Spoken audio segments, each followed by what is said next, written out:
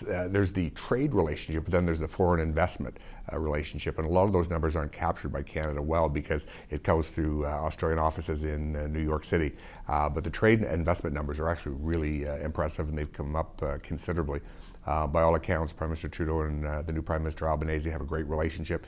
Obviously, Prime Minister Harper had a great relationship with Prime Minister Abbott and the government that preceded him. I had a great relationship with Kevin Rudd and Julie Bishop. So generally it's a friend when you ever enter a multilateral institution.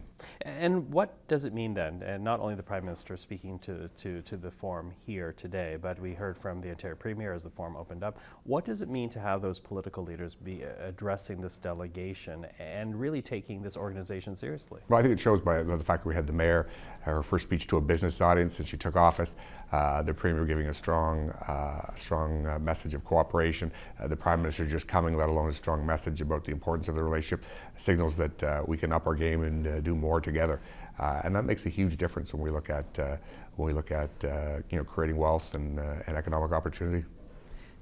Now, when you look at the energy that's being created right now in the room, it's a return to these summits, delayed by the pandemic. There'll be another. There's no replacement for in-person contact. It's just not the same when it's online.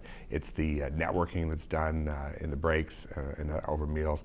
It's the relationships that are made, where there could be future action after the conference ends. So what do you hope comes out of it, though? Obviously, these conversations are happening. People are creating relationships with each other. Where do you want it to go, though? And as I was asking that previous question, because in my mind, you have another couple of years before the next summit. Presumably, it will be in Australia. But what do you hope happens between now and then? Because other than that, it's just a nice get-together. Well, you look at if we can expand the relationships between a company like ATCO, which has made huge investments in Australia. If you look at an agri-food, there's been significant investments both ways. If you look at in the potash and fertilizer industry, a lot of Australian investment in Canada. We can also learn from best practices. In Australia, they've been able to permit the export of their natural gas and much more effectively. What can we learn from them to do the same? Because obviously, if we want to get the Indo-Pacific region off dirty coal, clean natural gas can be demonstrably better for the environment. Mm-hmm. Let's talk a little bit about that, though, because you mentioned the Indo-Pacific strategy right now and the policies there. We heard the Prime Minister say economic policy is environmental policy, it's human rights policy, it is security. How do you see this relationship furthering Canada's Indo-Pacific strategy so far? Well, I think if we can help meet the energy needs of the Indo-Pacific region, more natural gas to South Korea and to Japan. There'll be more gas in the Middle East that's available to Western Europe and Northern Europe, which would release their dependence on Russian energy. That helps the economic security.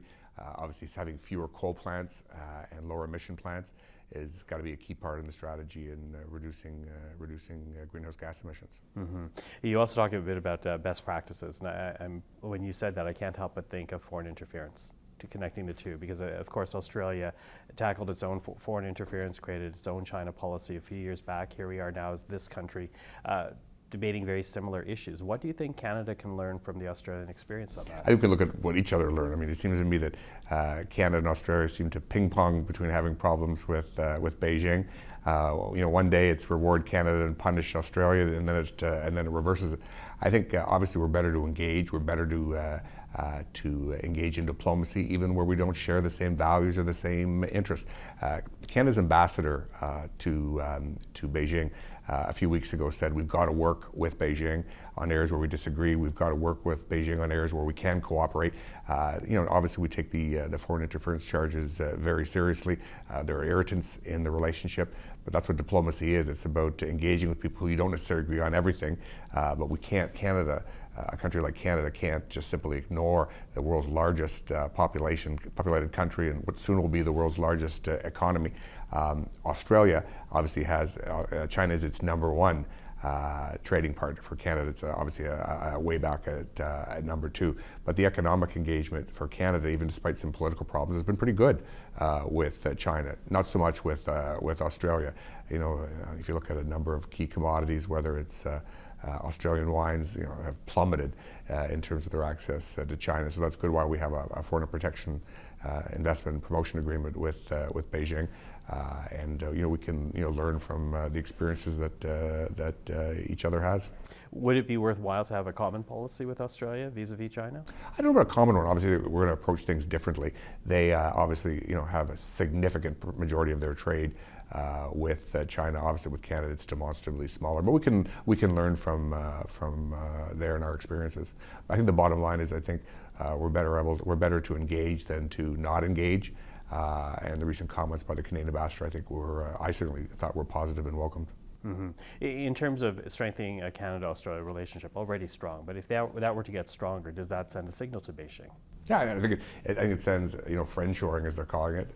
There's huge benefits, and how can we deal with the new economy, whether it's the fabrication of computer chips, microchips, whether it's the industries of the future, whether it's mining and lithium and critical minerals, where Australia and Canada both can play a huge role in developing an electric vehicle, the components for an electric vehicle strategy. Canada, we have very different interests. We still have an auto assembly presence in Canada. Obviously, that's left Australia a number of years ago.